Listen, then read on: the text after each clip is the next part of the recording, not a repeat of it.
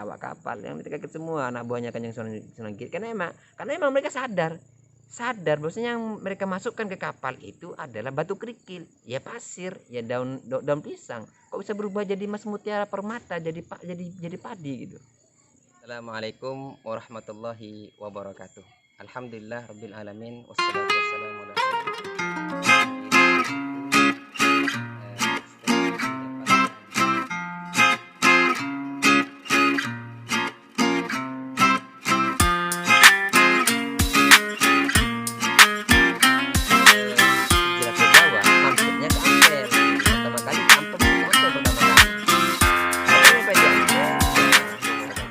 Alhamdulillah, jumpa kembali di channel ini ya, di channel Muhsin Basyaban. Dalam kesempatan ini kita menyambung kembali cerita tentang bagaimana kisah karomah Sunan Giri ketika saat berdagang ke Pulau Bali. Sebagaimana disinggung pada video sebelumnya, ketika sudah mengetahui harta yang didapatkan oleh Sunan Giri ketika berdagang itu habis semua, bahkan menggerutu nahkoda kapal ketika diperintah oleh Sunan Giri untuk mengisi kapal dengan pasir. Akhirnya sampai ada keluar bahasa, emang kita ngapain banyak-banyak, memang kita mau nguruk nggak gitu. Akhirnya tapi karena memang beliau anak buah, bagaimanapun harus ikut perintah juragannya. Akhirnya pas satu kapal itu diisi dengan pasir, batu kerikil, diisi dengan daun pisang, karena memang perintah Sunan Giri itu karung-karung itu diisi pasir, terus diisi daun pisang biar kelihatan muatannya, kan begitu katanya. Nah, akhirnya ketika sudah diisi semua, diisi pasir, diisi batu kerikil, diisi pasir halus, pasir kasar, diisi daun pisang, akhirnya pulanglah mereka dengan ketiga kapal perahu dagang itu ke Bona. Ketika nyampe di Bona, nahkoda kapal itu langsung pulang ke rumahnya. Juga beberapa anggota anak buah yang lain juga langsung pulang ke rumahnya. Ketika langsung pulang ke rumahnya, nahkoda kapal ceritalah kepada anak istrinya, ceritalah kepada keluarganya dan saudaranya, ceritalah kepada tangganya. Bagaimana Juragan Anom itu? Kita berdagang itu kan mencari untung, ini bukan untung malah buntung. Masa kita pulang, harta yang kita dapatkan si berdagang itu dikasihkan semua kepada orang-orang di Bali. Bahkan kita pulangnya hanya di kapal itu bukan diisi dagangan lagi pulang, tapi diisi pasir, batu kerikil, daun pisang. Ceritalah begitu. Akhirnya tersebarlah cerita di kampung itu, kayak apa, dengan atas sikap bagaimana Sunan Giri, sikapnya Sunan Giri seperti itu. Ya mungkin ya namanya cerita ya, jadi orang ketika menanggapin ceritanya nahkoda kapal itu mungkin ya juga aneh ya, kok bisa gitu. Nah, anak buah yang lain juga sama-sama turun, tidak menghiraukan. Tinggal satu orang ketika yang lain sudah turun kapal, itu tinggal satu orang namanya Baru Syamsu. Baru Syamsu ini adalah orang yang sangat menghormati Sunan Giri. Ketika nahkoda kapal mereka semua turun semua, kan itu bersandarnya malam hari kan, bersandar malam hari. Sunan Giri itu sedang bermunajat kepada Allah Subhanahu wa taala, dan Baru Syamsu sedang tidur nyenyak di kapal, di dek kapal. Ketika sudah pulang semua bangun, Baru Syamsu itu kaget.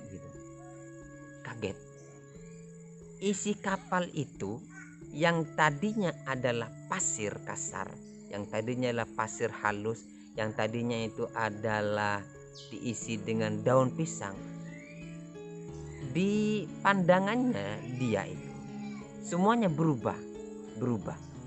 Yang pasir kasar itu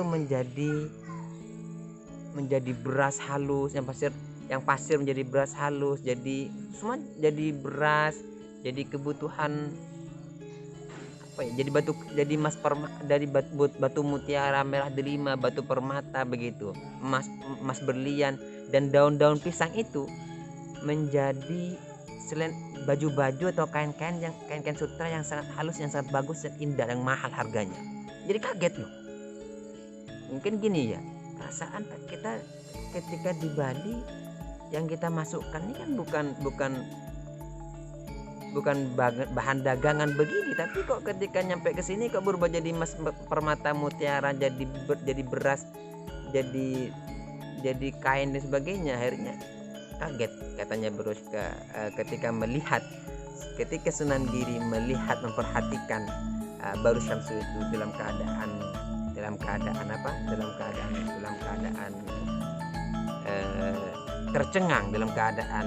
tercengang, kaget begitu.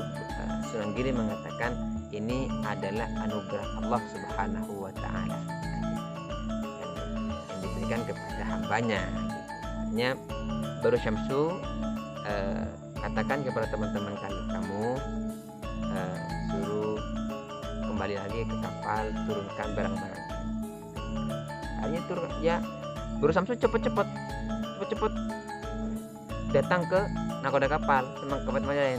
Ayo turunkan barang-barang, itu isinya ya kaget lah. Masa berubah jadi beras, masa ia berubah jadi emas, mutiara, permata, masa ia menjadi yang daun pisang menjadi baju-baju halus. Nah gitu, kaget semua orang-orang anggota kapal itu. Awak kapal kaget semua, nakoda kapal, ya awak kapal yang kaget semua, anak buahnya Kanjeng Sunan Giri. Karena emang mereka sadar bahwasanya yang mereka masukkan ke kapal itu adalah batu kerikil, ya pasir, ya daun pisang. Kok bisa berubah jadi emas, mutiara, permata, jadi padi gitu. Nah, akhirnya ketika cepat-cepat tergopoh-gopoh nakoda kapal, datanglah ke kapal itu. Kanjeng Sunan Giri matur kepada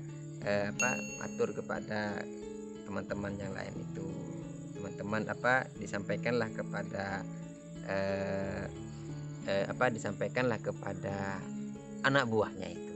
Nah, maksudnya batu cadas, kerikil yang menjadi lempengan emas, yang menjadi batu mutiara, permata, akik merah-merah, nila, widuri itu katanya Kanjeng Sunan Giri, emas, batu mutiara, lempengan emas, batu mutiara, permata itu miliknya, dan baju-baju yang bagus itu miliknya Baru Syamsu. Itu katanya Kanjeng Sunan Giri, miliknya Baru Syamsu. Batu ya, karena itu yang menyebabkan penebus kesusahan, ganjarannya agung. Artinya bagaimana? Artinya Kanjeng Baru Syamsu itu nggak seperti yang lain gitu, Jadi akhirnya semua benda-benda yang berharga itu diberikan kepada Baru Syamsu. Untuk yang beras itu diberikan rata kepada anggota. Bahkan kepada nahkoda kapalnya itu diberikan secara pukul rata. Ini sedangkan yang beras kamu bagikan pukul rata kepada teman-teman kamu, saudara-saudara kamu yang lain.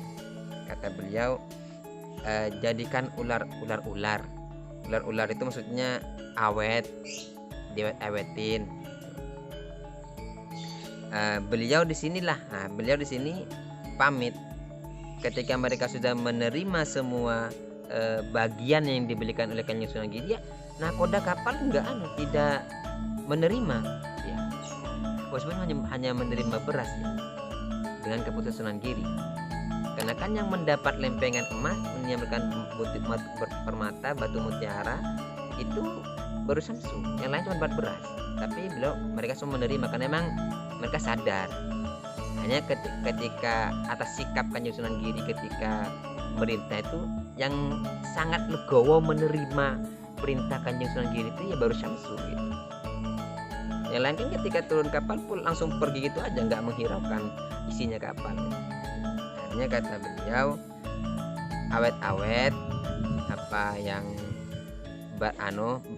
milik kalian itu, awet-awet. Aku, kata beliau, mau mengembara, kata beliau. Saya mau hendak mengembara, saya pamit. Jangan kesamaran kelak, aku akan kembali ke Bonang. Ya, ada suatu saat nanti kata Kanjeng Sunan Giri, saya akan kembali lagi ke Bonang. Maka mereka semua turut berdoa atas keselamatan dan keinginan Raden Satmata. Sudah berjalan pergi. Adapun Baru Syamsu, Baru Syamsu menjadi sangat kaya. Ia menjadi lurah nakoda. Semua hormat mematuhinya, lebih makmur selamanya, tiada kesusahan.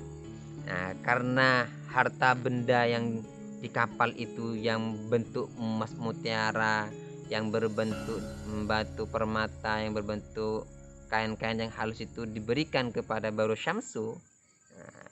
Akhirnya sepeninggal Kanjeng Sunan Giri, Baru Syamsu menjadi orang yang sangat kaya raya, bahkan menjadi lurah nakoda, artinya menjadi juragan kapal, punya anak buah.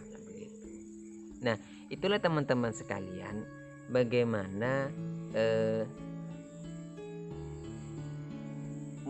Allah memberikan maunah kepada Kanjeng Sunan Giri saat muda.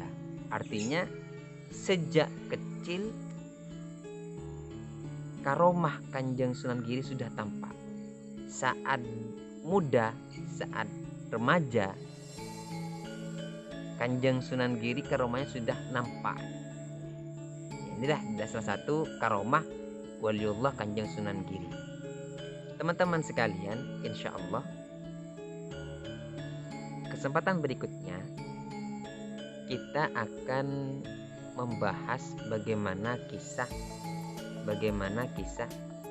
Kanjeng Sunan Giri muda ketika mengembara ke Tandes, ke Gresik. Karena ceritanya nanti beliau itu kembali ke Gresik lagi, ke saudara-saudara daripada orang tua angkatnya yang sebelumnya, yaitu Ki Juragan Sampoja. Ya, kembali kepada keluarganya Ki Juragan Sampoja, dan Juragan Sampoja itu Ki Ageng Kinati sama Nyi Ageng Kinati. Demikian, semoga info ini menambah wawasan kita semua tentang bagaimana kisah Kanjeng Sunan Giri muda. Akhirul kalam, wassalamualaikum warahmatullahi wabarakatuh.